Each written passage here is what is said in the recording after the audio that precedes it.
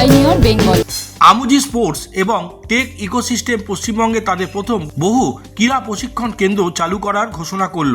এই কেন্দ্রে tennis, pickleball, Motorsports, adventure biking এবং 4x4 কার র্যালি প্রশিক্ষণের উপর বিশেষ গুরুত্ব দেওয়া হবে। কেন্দ্রটি জোকা এলাকায় স্থাপন করা হয়েছে। কলকাতায় সাউথ ক্লাবে এক প্রেস কনফারেন্সের মাধ্যমে এই ঘোষণা করা হলো। এই উদ্যোগের মূল লক্ষ্য হলো একটি পূর্ণাঙ্গ ক্রীড়া ইকোসিস্টেম বা ব্যবস্থা গড়ে তোলা, যা রাজ্যের প্রচলিত ক্রীড়া পরিকাঠামোর গণ্ডি পেরিয়ে বিভিন্ন শাখায় উদীয়মান এবং পেশাদার উভয় ধরনের ক্রীড়াবিদদেরই সহায়তা প্রদান করবে।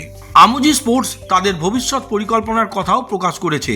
তারা বিভিন্ন ক্রীড়া শাখার ক্রীড়াবিদদের পারফরমেন্স বা নৈপুণ্য বুদ্ধির লক্ষ্যে কৃত্রিম বুদ্ধিমত্তা চালিত প্রশিক্ষণ ব্যবস্থা এবং স্মার্ট ক্রীড়া পরিকাঠামো যুক্ত করার পরিকল্পনা করেছে। এই ইকোসিস্টেমটি এমনভাবে সাজানো হয়েছে যাতে একটি নিরাপদ, প্রযুক্তি সমৃদ্ধ ও পারফরমেন্স কেন্দ্রীয় পরিবেশ তৈরি করা যায়। এর মাধ্যমে কলকাতাকে বহু ক্রীড়া প্রশিক্ষণের একটি উদীয়মান কেন্দ্র হিসেবে প্রতিষ্ঠিত করার লক্ষ্য রাখা হয়েছে। আমুজি স্পোর্টসের পরিচালক রাজীব ঘোষ আরও বলেন, আমরা শুধুমাত্র খেলাধুলার সম্প্রচারের জন্য ভারতের প্রথম বিশেষায়িত ওটিটি প্ল্যাটফর্ম এবং চ্যানেল টিভি চালু করেছি। আমাদের ইকো ক্রিকে যে টেনিস কোর্ট এবং পিকলবল কোর্ট করা হলো, সেটা আমরা কমপ্লিটলি রেডি। হয়তো এই মাসে কিংবা সামনের মাস থেকে আমরা একটা হাই লেভেল টুর্নামেন্ট দিয়ে শুরু করবো। উইল কাম উইথ বিগ ব্যাং।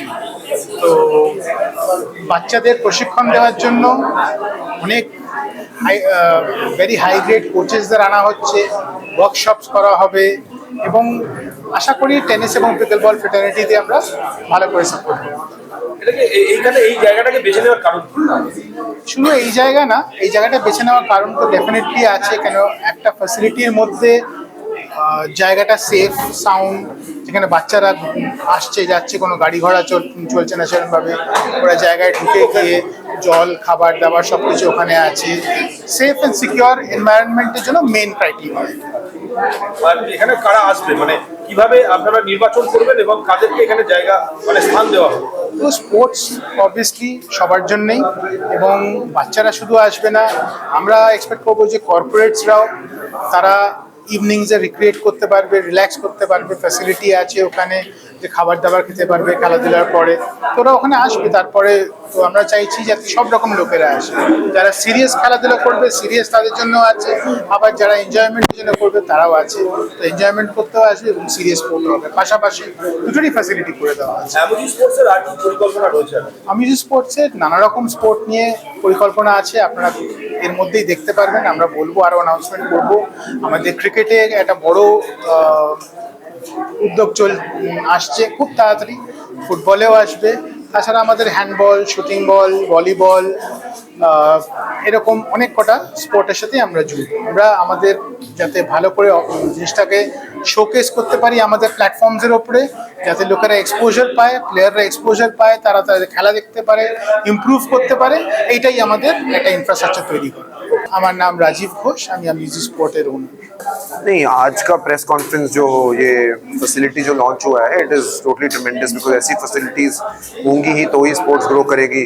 वहाँ पे रूम्स हैं, टेनिस कोर्ट्स हैं, पिकल बॉल कोर्ट्स हैं और एक इंफ्रास्ट्रक्चर डेवलप हुआ है। तो यहाँ पे हम टूर्नामेंट्स रख सकते हैं, ट्रेनिंग कर सकते हैं, कोचेस वर्कशॉप रख सकते हैं। तो it's a tremendous effort both from the infra, from Eco Creek and from अमूजी स्पोर्ट्स टू पार्टनर। ऐसी जगह जब होंगी तो स्पोर्ट्स डेवलपमेंट तो होगा ही, बिकॉज वहाँ पे आप टूर्नामेंट रख सकते हैं, वहाँ पे आप ट्रेनिंग फैसिलिटी कर सकते हैं, वहाँ पे आप कोचेस वर्कशॉप्स रख सकते हैं, junior development high performance centre कर सकते हैं।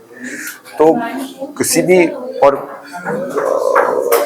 प्लेयर को प्लेयर बनने के लिए फैसिलिटी चाहिए। आप देखोगे यूरोप में भी वहाँ ट्रेनिंग ग्राउंड्स हैं, तो बच्चे वहीं रह सके, वहीं पे ट्रेनिंग कर सके, वहीं पढ़ाई कर सके।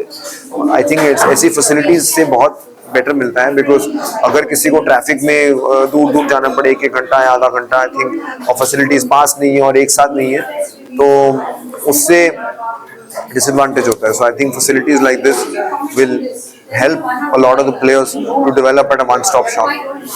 Aditya Khanna, the CEO of Indian Pickleball Association.